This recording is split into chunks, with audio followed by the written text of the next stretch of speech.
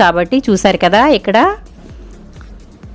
పోపు దినుసులు వేగిపోయాయి. ఇప్పుడు ఇందులో మనం కట్ చేసి పెట్టుకున్న ఎండుమిర్చి, పచ్చిమిర్చి, కరివేపాకు కూడా వేసేసుకుందాము. ఇవి ఒక్కొక్కటి విడివిడిగా వేసుకోవాల్సిన అవసరం లేదండి, అన్నీ కలిపి వేసుకున్నా కూడా చక్కగా వేగిపోతాయి.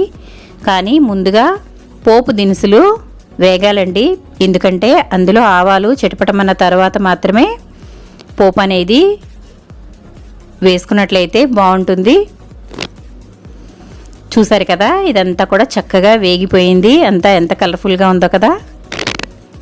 ఇప్పుడు ఇందులో కొంచెం సాల్ట్ వేసుకుందాం. మనం రైస్లో 1 స్పూన్ వేసాం కదా, ఇందులో కూడా 1 స్పూన్ వేసుకుందాము.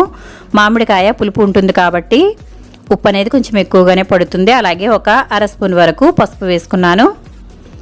మీకు ఇష్టమైతే ఇందులో ఇంగువ కూడా వేసుకోవచ్చండి. నాకు ఇంగువ ఇష్టం ఉండదు కాబట్టి నేను ఇంగువ అనేది ఇక్కడ వాడటం లేదు.